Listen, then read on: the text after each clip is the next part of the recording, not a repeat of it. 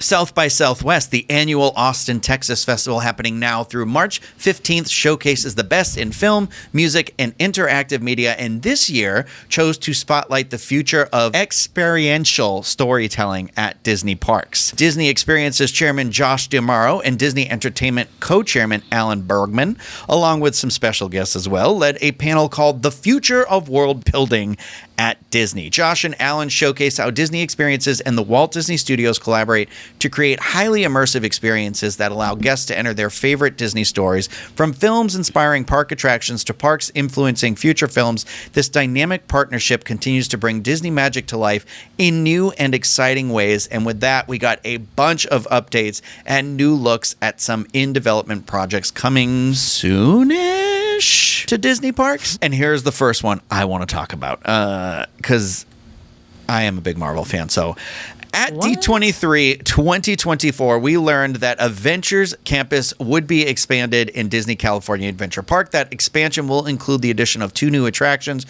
which will double the size of the Marvel-themed land when completed. Now, during the Future of World Building at Disney panel, Kevin Feige, the president of Marvel Studios, and Bruce Vaughn, the president and chief creative officer for Walt Disney Imagineering, shared more about the storytelling and new technology that will bring these attractions to life. Starting with Stark Flight Lab, the attraction will take guests inside Tony Stark's workshop to explore and test out some of his latest tech. Robert Downey Jr., who portrays Tony Stark, made a surprise appearance at South by Southwest. Imagineers are the living embodiment of the Stark Enterprises mission statement: the curiosity, the passion, the inventiveness, the occasional flair for the dramatic. Most of all, it's a drive to put something good out into the world to make life better, at a minimum, more fun by a mile. It's the privilege of a lifetime to be invited to participate. What's also exciting is that Robert Downey Jr. says that he plans to stick around after the attraction opens and wants to continue to work with Disney Imagineers. What that means, I'm not sure. It has me very excited He's an for Imagineer what's to now. come in the future. I assume it goes beyond just lending his voice to stuff. But yeah. Well, back to the attraction. Let me read what Bruce Vaughn had to say about it. In Stark Flight Lab, guests will sit in a gyrokinetic pods and roll along a track before stopping in front of a giant robot arm. This robot arm will hoist you into the air while you'll make several high-speed maneuvers inspired by Iron Man and some other Avengers. Transferring from a track to a robot arm and then back again, nothing like this has ever been done before in a theme park, and we're so excited about it. Usually we hide all the tech behind the scenes so you can focus on the story. Here, the tech is the story, so we're putting it front and center. That is a quote from one of the Imagineers. I forgot to quote who it was, but there it is. A key piece of Tony Stark's legacy is his trusty robotic assistant, Dumb-E. When Robert Downey Jr. first visited Imagineering, he noticed a robotic arm in the Stark Flight Lab resembled Dummy, and just like that, the beloved bot became part of the attraction. I thought that was planned from the beginning. Right. So what do I know, I guess?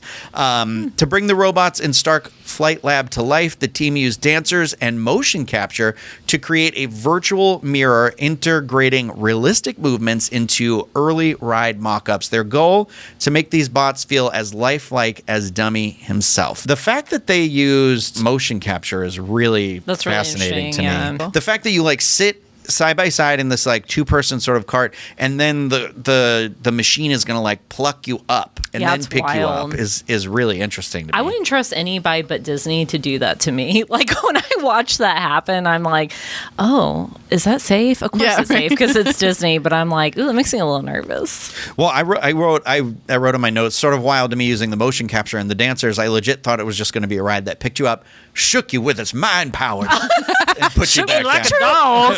The whole thing. I go with that all the time. Thanks, guys. I personally am more excited for the second attraction that's coming to Avengers Campus, which is called Avengers Infinity Defense. And that, like I said, is the one I'm more excited for. But this one is going to have guests who are going to team up with the Avengers to battle King Thanos across multiple worlds.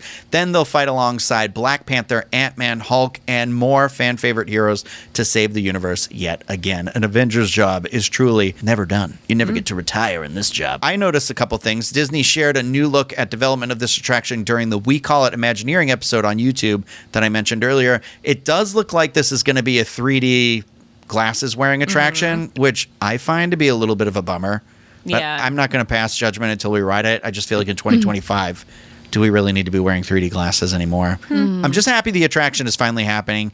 I guess I thought I was kind of maybe hoping it was going to be a little more akin to Rise of the Resistance. Yeah. But I get that you have to work in the space that you have, and that space doesn't really exist over there. But they also showed an image of the ride vehicle, which you could see on display, like a miniature version of it at the 2024 D23 convention in the Imagineering booth.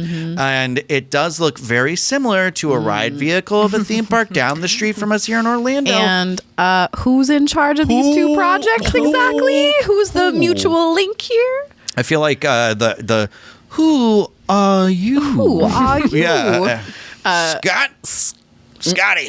Scott Trowbridge. Scott Trowbridge. At it again. He knows Spider-Man. Listen, here's the thing. If it is as good as that Spider-Man attraction, which you do wear 3D glasses on, that Spider-Man attraction is like, what, over 20 years old? Was that an opening day attraction? It was, yes. So if it was, then that means it opened with the park when that opened in like 98 or 99. 99? Oh my goodness. Leave me alone. Hold on. Let me find this. I was pretty sure it opened in the 90s, but they haven't updated it. They have updated it to be 4K in the last 5 or 6 years. It might be like 10 years at this point. Yeah, it was opening day, 1999. Wow. Which is wild to me. Yeah. So that attraction is 26 years old, and I still maintain it is one of the best theme park attractions, period, in the United States I have ever been on. Yeah. Just there's a lot of really fun, it uses screens with a combination of these practical effects, and if that's what we're going to get from this Avengers Infinity Defense, sign me up. Yeah. I'm all for it. Yeah. So. Do you think we'll get animatronics? Any? I don't know. There's not in the Spider-Man here, so I wouldn't really compare. Maybe if there's like a fun pre-show moment or something. Right. Okay. I mean, I feel like there's plenty of opportunity to. They're playing with all the characters, you know? I'm just thinking about it. They're compared to Walt Disney World, Disneyland compared to Walt Disney World, I feel like there's a lot less animatronics at Disneyland than there are at Walt Disney World. Am I crazy? Well, I guess they have the Rocket Raccoon one. Yeah, my mind instantly goes to Rocket Raccoon. We didn't get any of that. Yeah. No, maybe it's the same. I don't know. I am just thinking about how Spider-Man opened and there wasn't really any animatronic element of that attraction. Right. Yeah. Yeah. We got Buzz. Both coasts have Buzz in front of Space Ranger Spin and Astro Blasters. Yeah, but they have that cool ending in their Buzz Lightyear where it's like the physical. You've got like Zurg and them, and they're all shooting. Yeah, I still haven't done it. That'd be an interesting. I'll research that. Do not get me started. I will research animatronics versus East versus West. I did forget to mention. I did want to bring this up as well. I don't know if you guys recognize this fella. That is Herbie, Herbie. You may have glimpsed him in a preview in the trailer that was released for the new Fantastic Four film coming out this July. But Disney Imagineering did confirm that they are working on him being able to be a part of the Avengers Campus. Very cool. And I think that's a lot of fun. But I don't know how much I trust them because where's the Groot? Where's Groot been? Yeah, Haven't seen Groot make his appearance yet. And you know who else? I've only seen the Incredible Hulk that one time. Where'd he go? Yeah. Where'd he go? Why don't they still have him? I did really like that though, because it was like, it felt like it was really Mark Ruffalo's voice and it had the mask on and stuff. I don't know. It's just stuff like that. I really enjoy that sort of fun. It's immersive. The fun things. Yeah, it adds a lot to the land, and they really need to keep that up with Galaxy's Edge. Yeah. Yeah. Here. Did you guys see that the Fantastic Four is going to do meet and greets at in Tomorrowland at Disneyland? Which I feel like. No, I don't think I saw that. Oh, you didn't see that? No. I think one, if they're all four of them, that means we're going to get the Thing in there, which will be cool. It means somebody is going to have like a bodysuit on or something like that. I think because Disneyland's Tomorrowland, I still kind of associate with that mid-century modern look, and that is what the new Fantastic Four movie is going for. It's like an alternate universe with a mid-century modern. It's kind of World's Fair, 60s World Fair. Yeah. So I actually think, I know people might be like, why aren't they at Avengers Campus? I actually think them meeting in Tomorrowland is really cool, because it is that, like you just said, that World's Fair sort of thing. I'm looking forward to that. I think that'll be really cool. I wonder if they'll be like on the stage where the that comes out of the ground. That's where the galactic, in front of Space Mountain and by Pizza Planet and stuff like that is over there.